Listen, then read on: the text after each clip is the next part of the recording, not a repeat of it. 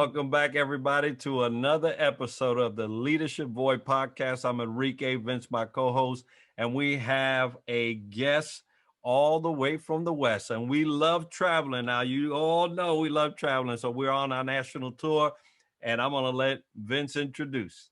Oh, yeah, I'm so excited. Tony Teravainen from Support the Enlisted Project. He is the CEO and co-founder in San Diego, California. Well, welcome, Tony. Thank you for being here on our show. Tell us a little bit about you. Well, thanks. Thanks, Vince and Enrique. I really appreciate the opportunity to share today. I'm a happy guy, man. Things are still rolling with me. And what was it, about 10 years ago now, we decided to start STEP, Support the Enlisted Project. 8 years ago, I took the helm as the CEO, and it's been a hard lesson-filled adventure, to say the least. But you know what? We're helping people every day, and as time goes on, the amount of people that we help through an agency, and then as my leadership skills has developed, the amount of people that I can help, kind of tangentially, is really just multiplying. So it helps me sleep at night for sure, knowing that it's just goodness that we're creating in our community. Well, I told you, Tony, before we started, that I have been following you since you guys started this in San Diego. I was still in Pearl Harbor, transitioning out, and I saw that you guys had started this, followed you on LinkedIn. So kudos to you guys for not only starting something, but man, you said 8 years. Wow. Continuing the legacy of service through STEP. And so I wanted you to take some time and just tell us a little bit about what STEP is all about. Yeah, so STEP itself, Support the Enlisted Project, is a nonprofit, 501c3 nonprofit. We created it out of another agency that was kind of going sideways. I was on the board of that group. I had helped them develop their long-term strategy while I was working at Booz Allen. And as that other agency was kind of getting away from military families, that's what we wanted to focus on. So we were faced with some tough decisions as a board of directors. And we said, you know what, we're just going to go at this alone. So we disaffiliated, we changed our name to Support the Enlisted Project. And we put that mission up on the wall and said, what's the most important thing that needs to happen here? What matters? And really coming back to helping young military families in this urgent time of need, but at the same time answering this question, to what end are we just helping people get by?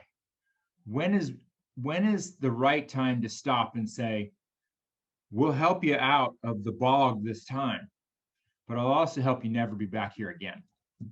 And that's what we were seeing. We were seeing people just kind of in this revolving door, caught in the system.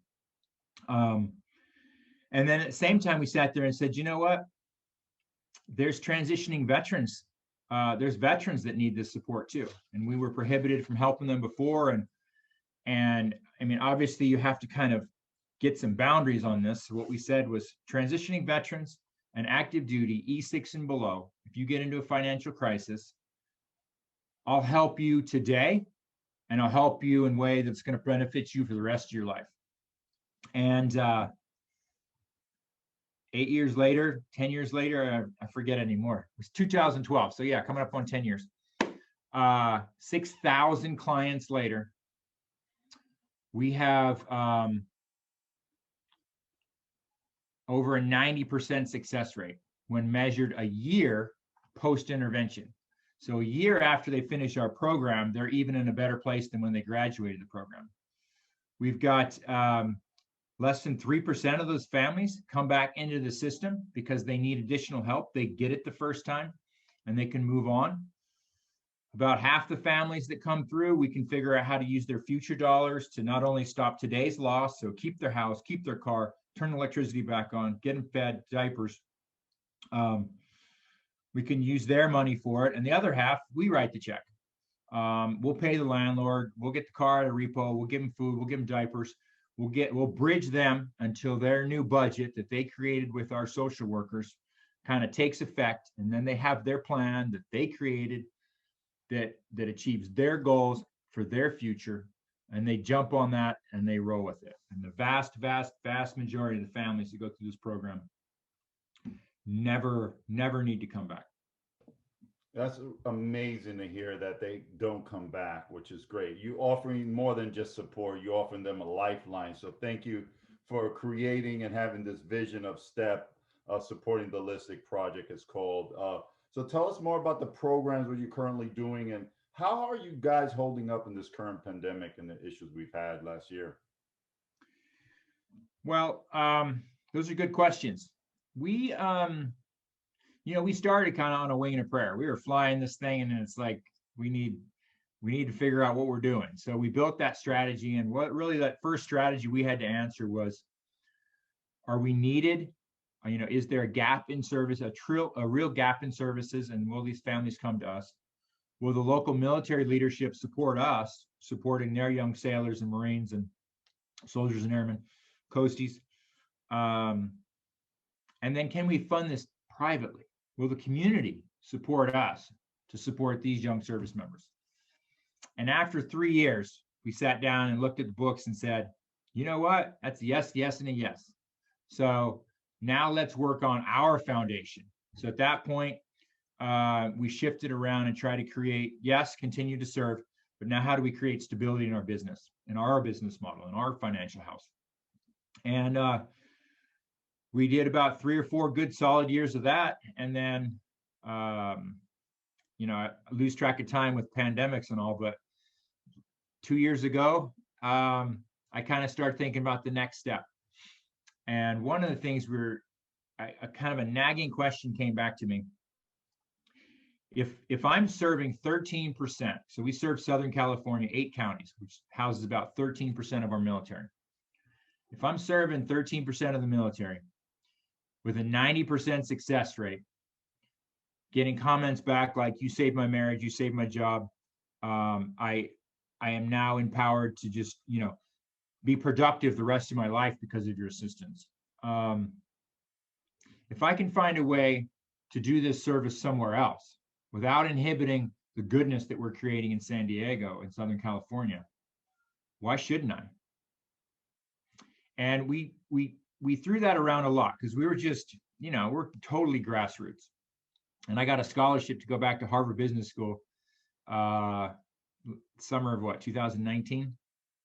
And it was 165 CEOs from around the world. 38% were international. I was the smallest nonprofit, the youngest nonprofit, probably the most conservative type, only military focused nonprofit out of these 165.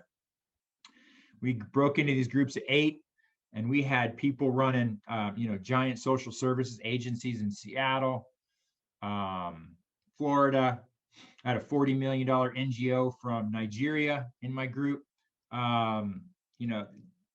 It's Wall Street. I didn't know Wall Street had a museum, but they do. And their leader was in our group. And it was just like, the things they talked about were just on a whole nother plane. And I'm like, wow, this is like going from AAA ball to the big leagues. But getting to sit with these Harvard professors, getting to listen and sit here and talk. And I really came out of that energized that said, you know what, if these folks can do it, then I know I can build it. If they can run it and make it work across that scale, I don't see why I can't do that here. So we've expanded now. It's been like I said, a pandemic type startup. We're limited on travel and limited on communications and building relationships, but we're now serving the state of Washington. This is our pilot expansion. We're able to serve now another 7% of our military population, taking us to, 1 in 5, 20%. So we got our lessons learned binder. We're filling it out every day about, new ways to, how do you grow it in a remote agency, in a remote area, keeping the same culture and values. So that's really off and running. We started serving clients from up there. We're looking for a brick and mortar probably this month. We'll have an office space. We'll be hiring some employees up there. and off and running. So we're really excited about how that's going to work, and really the ability to impact more lives is what it is. And the biggest base that's latched onto us up there is JBLM, Joint Base Lewis McChord. And I guess they got, I don't know, it's hard to find a real number, between 60 and 75,000 soldiers up there. And they essentially welcomed us with open arms as far as their transitioning service members, because they've got nothing like us that can help them transition out. You know, we can help them pre-transition, and we can help them for 18 months after they transition, which is really that critical period that we've seen. And then we're working on, you know, their active duty groups as well. And then obviously the Navy's got about 20 to 30,000 folks up there between the different bases. So that's what we're doing with STEP. It all still fits in that original mission. It fits in that original research question as to, you know, to what end are we just handing out these goods? And it comes from, you know, it comes from my lifetime of being around the military and being focused on the military. And when I sit and watch our clients come through these different programs, or hear the stories of the specific cases and stuff, you know, I grew up in a military family. My dad was career Air Force. I lasted 1 semester in college. And, you know, in hindsight, that was my first transition out of the military. You know, he was the aviation electronics guy on SAC bombers. So we lived on the edge of the earth on these giant Air Force bases, and we never left the base. Everything we knew, lived, breathed, and knew, whether we were stationed stateside or in Europe, was just all military stuff. And you don't realize that's who you become. But I jumped out on the campus of Old Dominion University and just didn't fit. Just exactly the same way I felt when I got medically retired 8.5 years after I enlisted. And it's exactly the same way. You just it's like being in a foreign country that might as well just move to Canada. It's like you get it, but you don't get it. It just fits it, but it doesn't fit. So, yeah, man, I got to be a submarine sailor and do a lot of sea time. And it was great. I loved it. You know, sadly that came to an end, and I just got away from the military. It was just a bad breakup. You know, leaving the military is like leaving a bad girlfriend. You want her, you don't want her. You're happy to be away. You don't know you miss her. Guys are terrible creatures. They can't take care of ourselves for anything. But I left, and I got this night shift job working maintenance in a factory. And after about 6 months of working 5:48 at night to 5:48 in the morning, I said, I got to get out of this. This is not the way to live a life. So I started going to school. I got 3 degrees while I was at that place, and then we closed that factory down. Ran some of my own businesses for a while. So in there, I learned a lot about management, leadership, process. Really developed my expertise for Six Sigma, change management, process improvement, these types of skills, which made me a perfect fit for Booz Allen. When I got to Booz Allen, was doing consulting there, and that's when I came in and helped this nonprofit do the strategy. So what I had 26 years of military experience living it, you know, as a kid, as a submarine sailor, and as a veteran who had a very poor discharge under its best description. And then I went and got myself educated. And then I came back full circle. And in my TED talk, I said, in my youth, I grew up in their boots.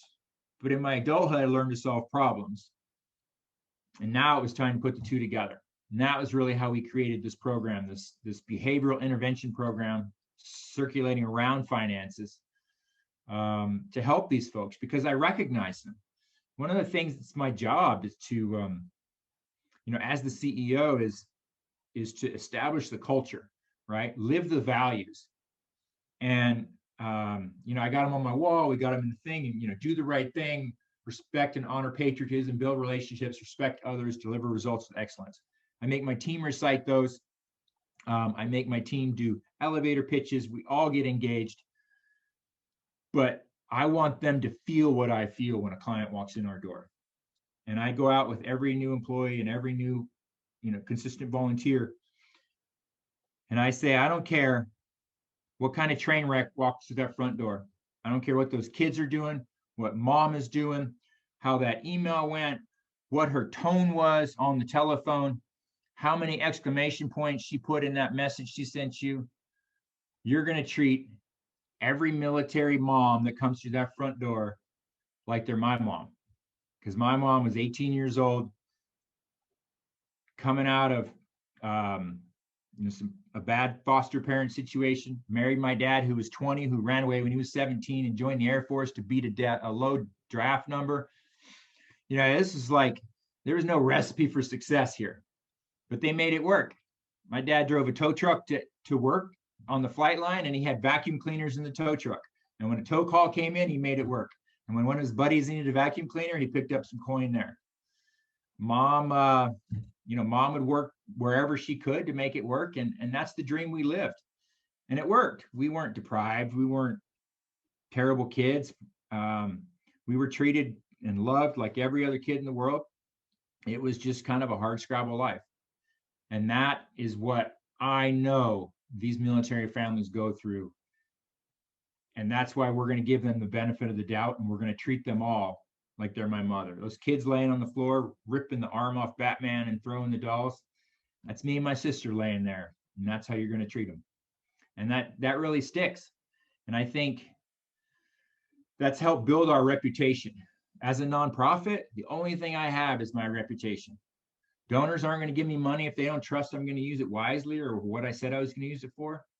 And 98% of my clients come from personal referrals from either their friends, their coworkers, their military supervisor, or 140 different agencies here in Southern California. Navy Marine Corps Relief or Freeton family or some first sergeant is not going to say, you should go to STEP if they don't know in their heart that we're going to do the right thing by that family. So we establish that culture to establish that reputation, and then we just force ourselves to live up to it every day. And that's really what's established STEP as the go-to agency for folks that are, as they kind of say, really in crisis. Well, we really love not only the mission and the work that you're doing, but you mentioned a lot of great things that are coming down the way. I love that you guys have moved and transitioned to a spot up in Washington. I know it's a big military concentration area up there. Both the Army, Air Force, and Navy has a huge complement up there. So I'm sure that you'll be able to give all of those sailor, airmen, and soldiers the needed advice, the needed guidance they need to get through these financial things. Because, hey, I'm telling you from my experience as a sailor, I saw many of those days, and I wish you was around, right? But thank goodness you guys are around now. And you mentioned your parents there and making it work. That takes a lot of leadership ability. So we're going to transition into that, because making it work is not an easy thing.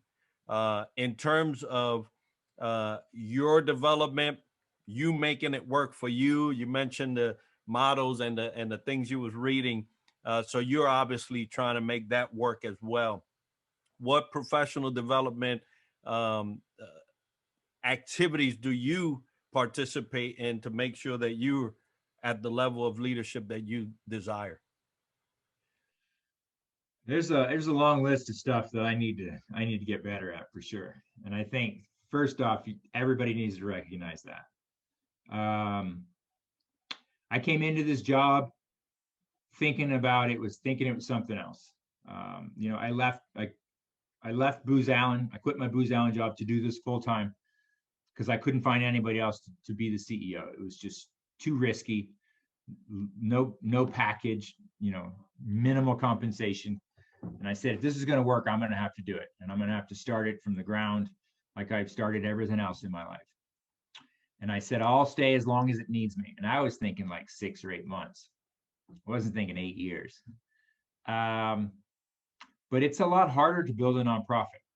First thing I learned very quickly was I'm the head fundraiser. I'm the head spokesman. I'm the face of the brand. And when you're creating a brand, it's like double duty.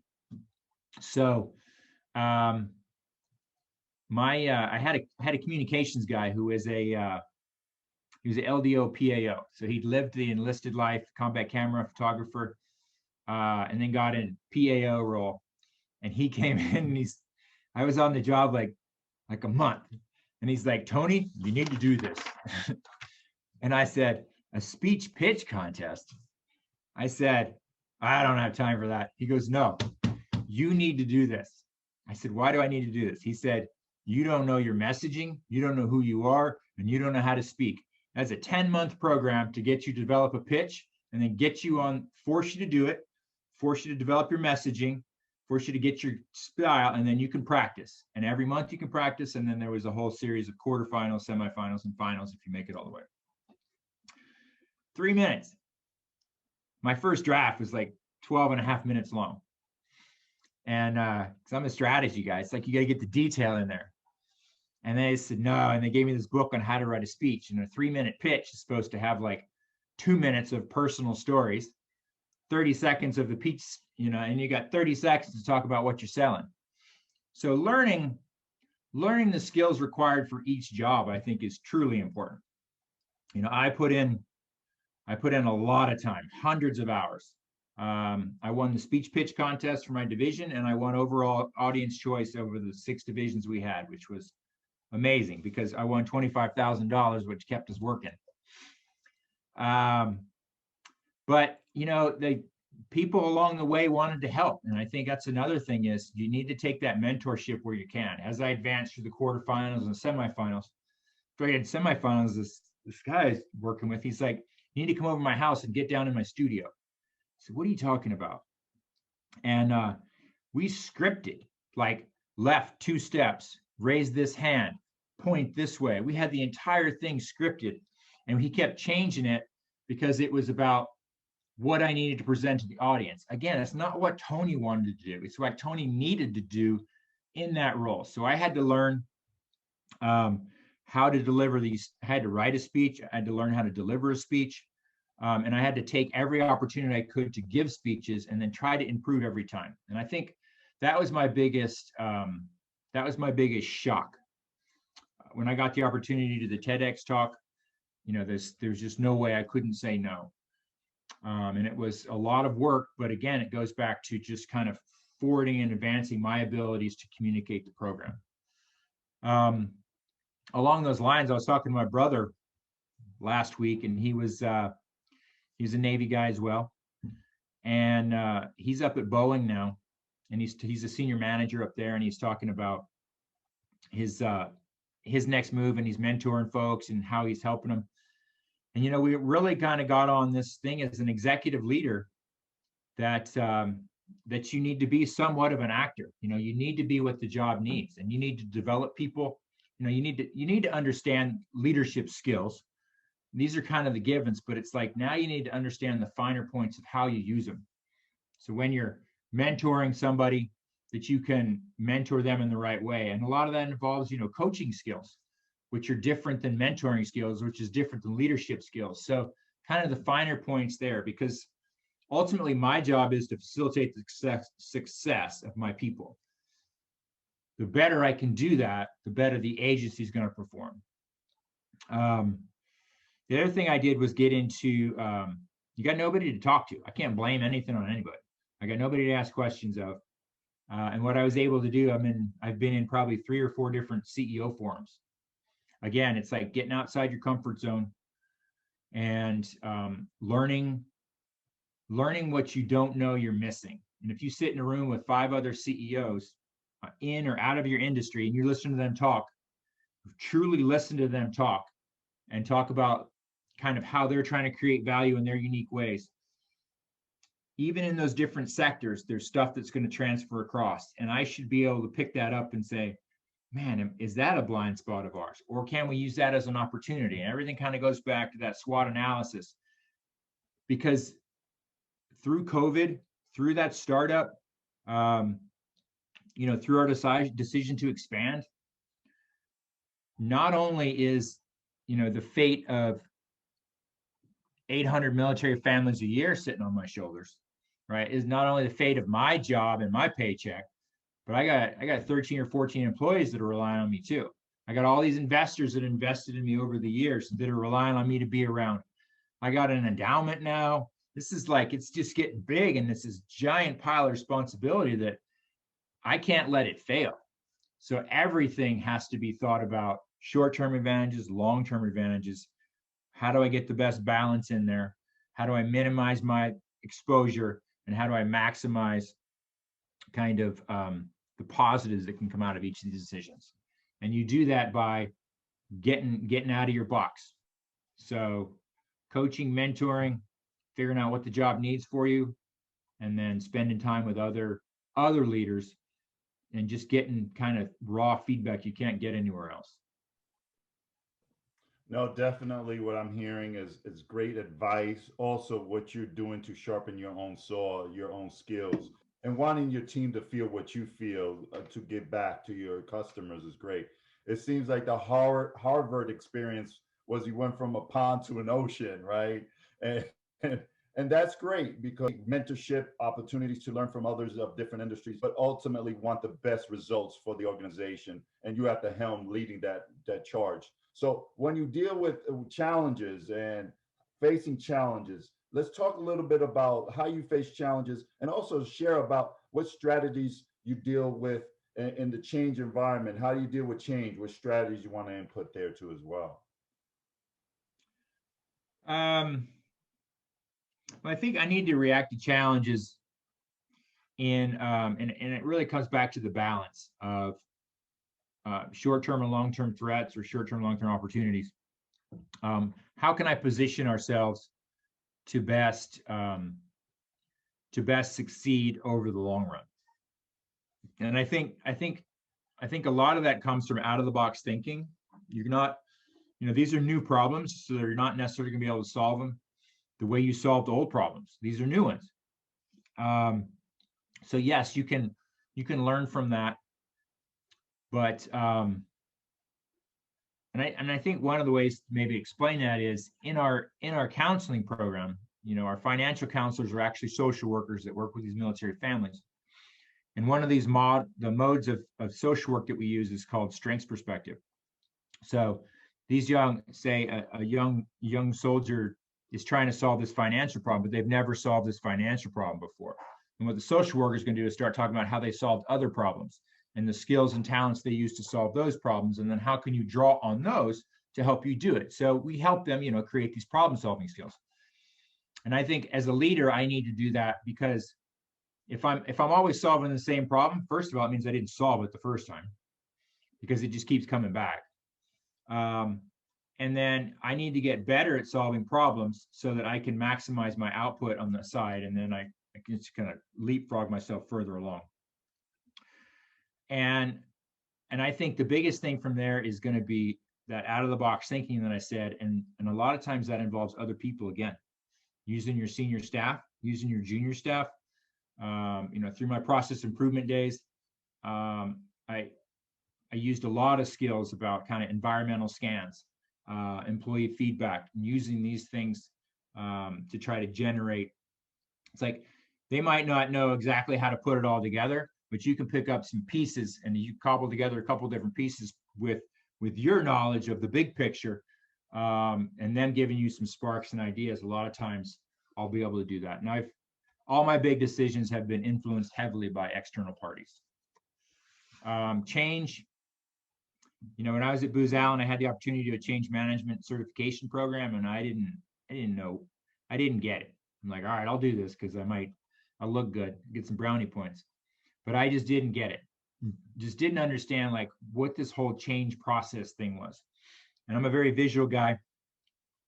And somewhere near the end of the program, they gave us this giant sheet of paper, like 2 foot by 3 foot. And it had kind of all the different phases of change, and then it had all the kind of stakeholders across the top. It was this giant matrix. And then it just kind of clicked in my head, that it's not like, because I have a PMP as well, and a certified Six Sigma black belt. So I've got all these hard tools, process improvement tools, program management tools. But this just didn't seem like a tool. It seemed like they were trying to make it into something. It's like, put some lipstick on this and we'll call it a program. But then when I saw this giant spreadsheet, it was like a list of questions. It was a list of like soft spots, a lot of vulnerabilities, a lot of areas to concentrate in. And I started again, and this is like a translucent process. It's like, it's there kind of, and it's an overlay to everything else. And using that overlay principle, kind of like you lay down that frog's blood system or whatever. It's like, you got your problem. Now you lay change over that. You say, okay, where am I in this problem? These are my areas to focus on. And intuitively, it made sense to me. And from there, I was just sold. I mean, I used that to we incorporate change management into our intervention program. The social workers are going to help move people through that change process where they come to us with a burning platform. That's their reason to change. They've decided in their hearts they want to change. And so now we're going to get them with the guiding coalition, a team that works. We're going to get them a vision and a path forward. We're going to help them communicate it to themselves, their families.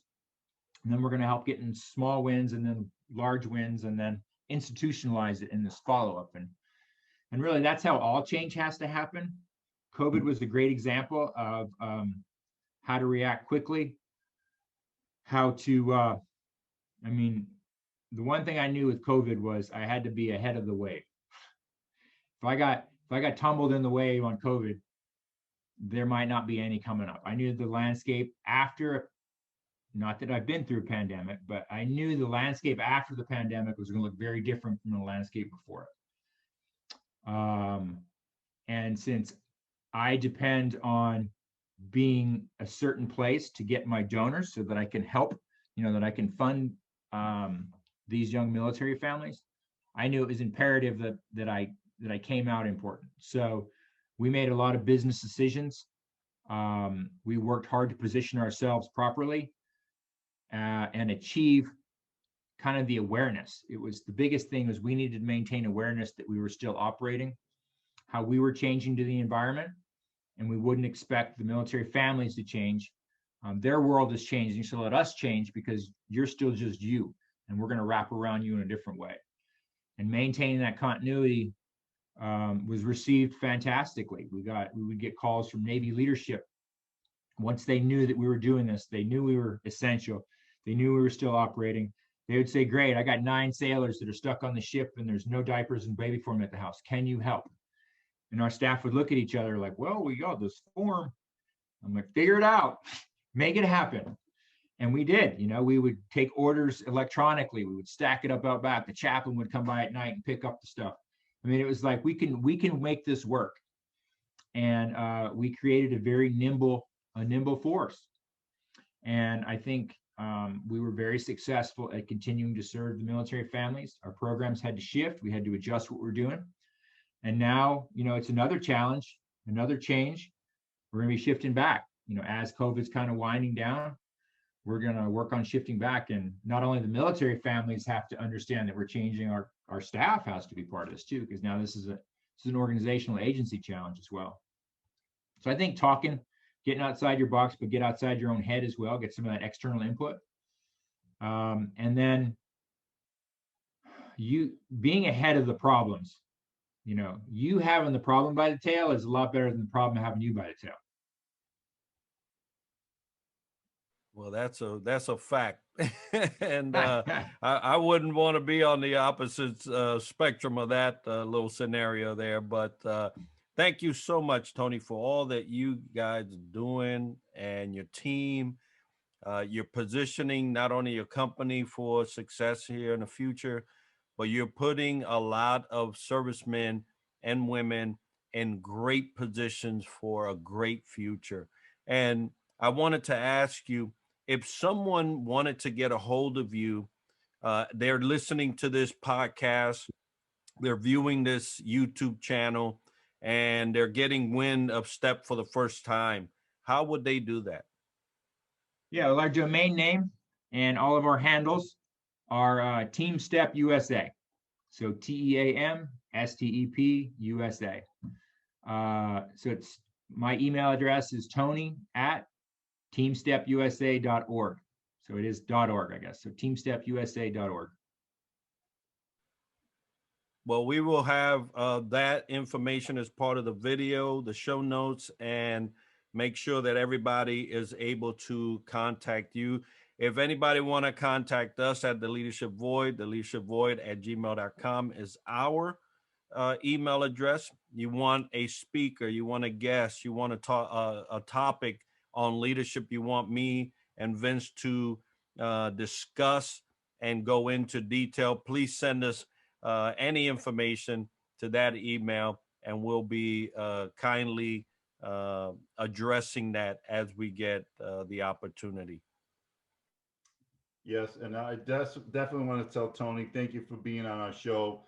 And for those 6,000 warriors out there, you have literally given some prosperity, some financial stability. So thank you for that. We hope to see you in Texas and Florida, all around the globe, and that will happen.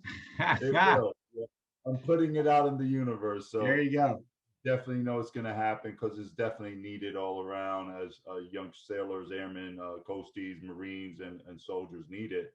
But as we know, we're here culminating this segment today, but we do offer radio check, which is an opportunity if those individuals want to just get on board to just speak and just, hey, we're doing a buddy check every 1st and the 15th at 1900, which is 7 p.m. You could just reach us. We'll be on LinkedIn Live on the 1st of May, so check us out.